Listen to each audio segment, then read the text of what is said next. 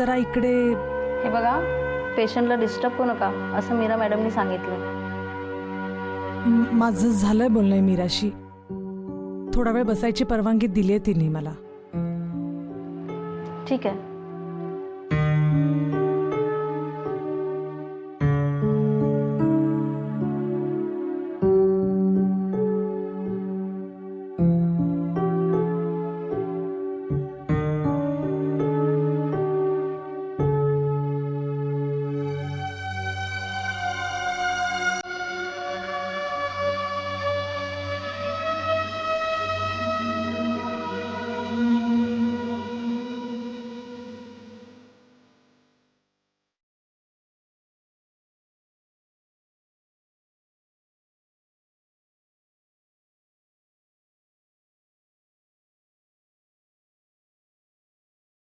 का घाबरवतेस ग अशी?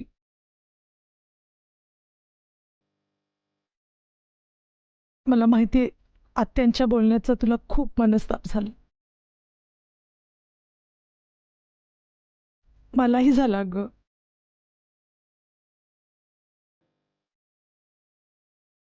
पण तू अशी आजारी पडलीस ना, आणि एकदम मला वाटलं की मी तुला सगळ्यात जास्त त्रास देते. तर कोणापेक्षाही जास्त.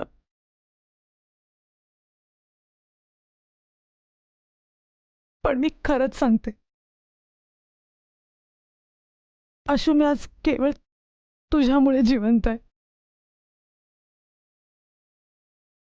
माझ्या सगळ्या आशा, अपेक्षा सगळं तुझ्यात एकवटलंय आता.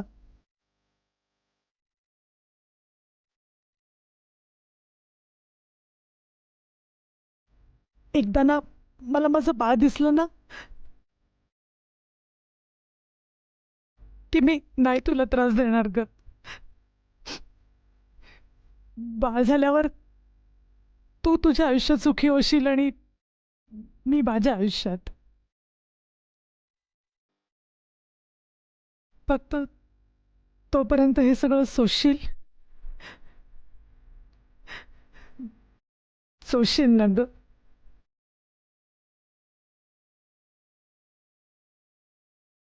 आशू, लवकर बरी हो ग. लवकर बरी हो. आशू, येशील ना ग घरी? प्लीज.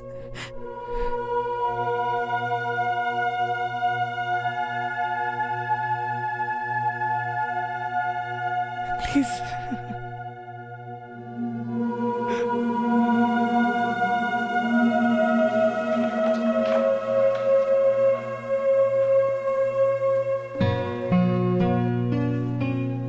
मालविका. हो. अगं किती उशीर घरी यायला? कुठे होतीस इतका वेळ? हा, अगं सगळ्या मैत्रिणी गप्पा मारत बसलो होतो म्हणून उशीर झाला. मैत्रिणी भेटल्या ना की वेळेचं भान राहत नाही तुला. जरा घड्याळाकडे लक्ष देत जा. बाबा यायची वेळ झाली. इतका उशीर केलास आज तू घरी यायला. आणि आता त्याच्याशी खेळत बसू नको. हात पाय धुवून घे पहिल्यांदी आणि आवर पटकन. क्लासचा काही अभ्यास राहिला असेल, शाळेचा अभ्यास राहिला असेल ना, तो गृहपाठ पूर्ण करून घे. कळलं का?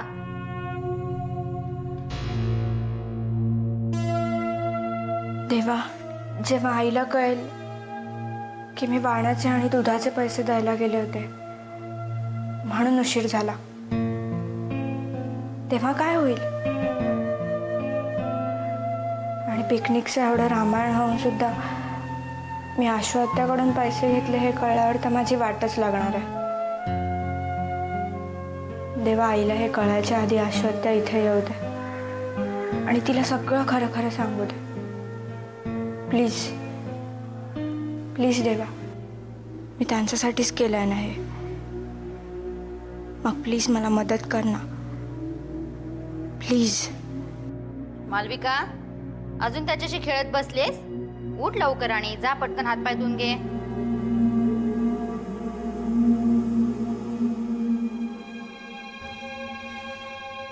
आलीस? ॲक्च्युली तुम्ही सगळे निघालात तरी चालेल. आता मी आहेच इथे रात्रभर. मीरा, तू आहेस तर खरंच काळजी नाही. काही लागलं सवरलं तर लगेच फोन कर आम्हाला. नक्की. चल शुभंकर, निघू आपण. निघतो मीरा. हं? हो. चल. नाही,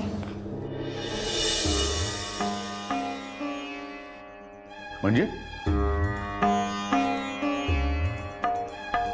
आशूची तब्येत अशी असताना मी इथून कशी हलू शकेन? नमिता अगं, आपण इथे थांबून काय करणार आहोत? मीरा आहे ना, आणि ती म्हणाली आहे काळजी करण्याचं काहीच कारण नाही म्हणून. असं तुम्हाला वाटतंय ना, पण जोपर्यंत आशू पूर्वीसारखी ठणठणीत होत नाही ना, तोपर्यंत प्रत्येक क्षणाला मला तिची काळजीच वाटत राहील. मा तू निघ, आम्ही थांबतो. ठीक आहे, काळजी घे मीरा. मीता. मॅडम 2 नंबर पेशंटचे नातेवाईक आलेत. आले मी. हो, पुढे तू. ठीक. बसा तुम्ही. मीता, काळजी करू नको. बस, मी आले. हां.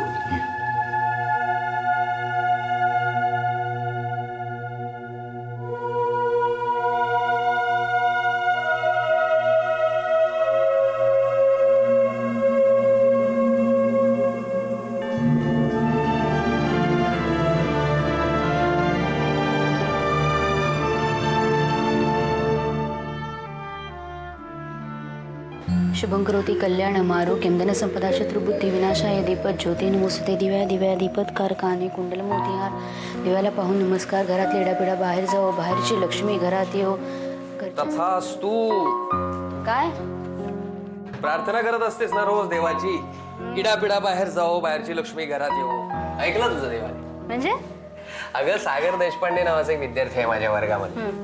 हुशार आहे पण जरा वेंधळ आहे प्रकरण. तर गेले काही दिवस शाळेमध्ये संध्याकाळी थांबून मी एक्स्ट्रा अभ्यास घेत होतो त्याचा. विशेष काही नव्हे, विखुरलेले मोती होते, जरा एका सूत्रात होऊन दिले एवढंच. उपमा पुरेत, मुद्द्याचं बोला. हे बघ. हे काय? उघडून तर बघ. काय एवढं? एवढे? त्याच्या वडिलांनी आणून दिली.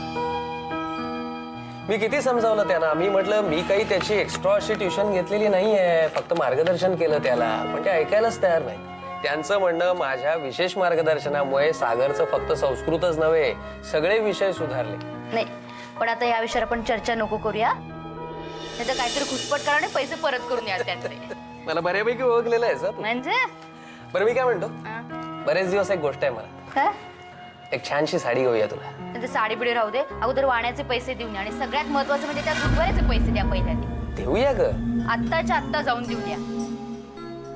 इतकी वर्ष दूध टाकतोय आपल्याकडे तो, आपल्या सगळ्या फॅमिलीला ओळखतो, तरी पुरावा मूर्खासारखं काहीतरी बोलत होता.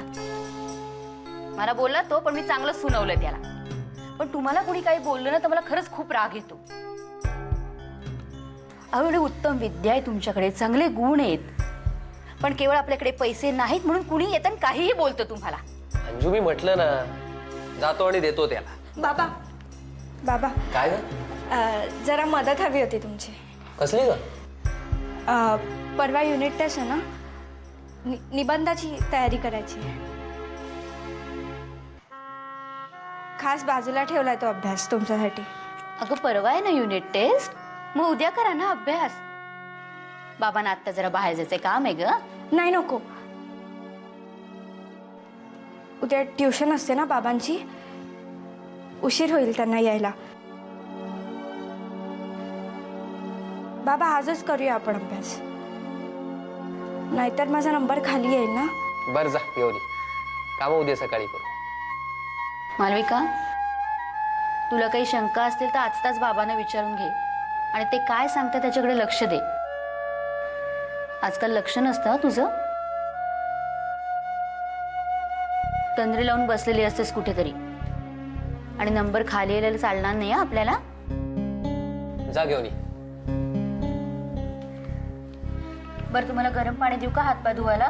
परवा म्हणत होतात ना पाय दुखतोय म्हणून. नाही नको. देवा, आता वाचवलंस,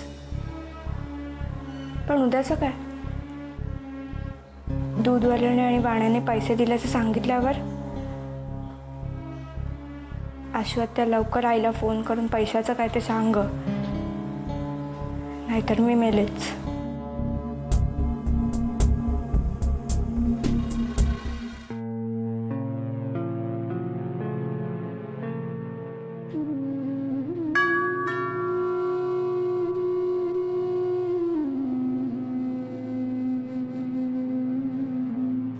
अरे हे काय, तुम्ही दोघंही अजून जागेच? कशी झोप येईल मला. माझ्या बोलण्यामुळे त्या मुलीला त्रास झाला नाही रा. अश्विनी, अश्विनी नाव आहे तिचं. खरं तर ना, तुम्ही अगोदरच सांगितलं असतं ना मला सगळं, तर मला धक्का बसला नसता आणि उद्रेकही झाला नसता.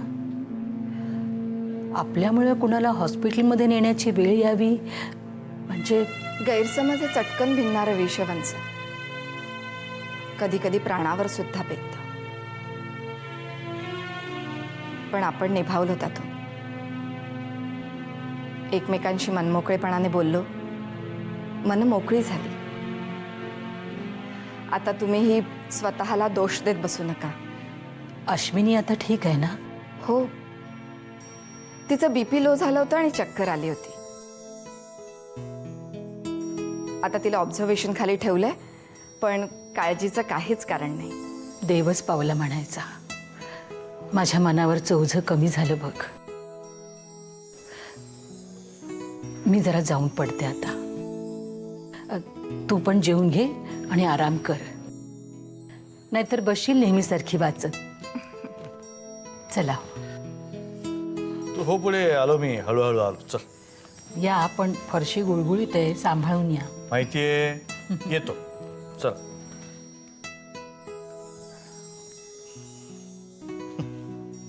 काही म्हणा, माणसाच्या स्वभावाला औषध नाही हेच खरं.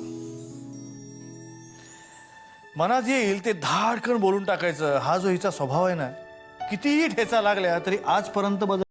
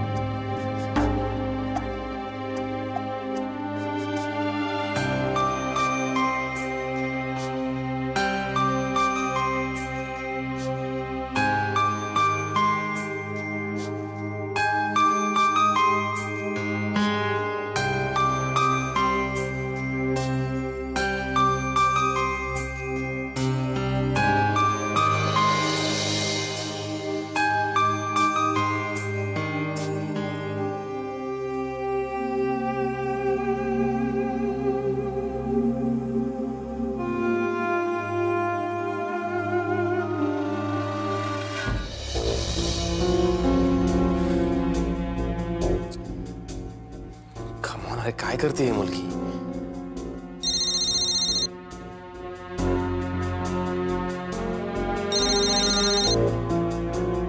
काय करते ही मुलगी?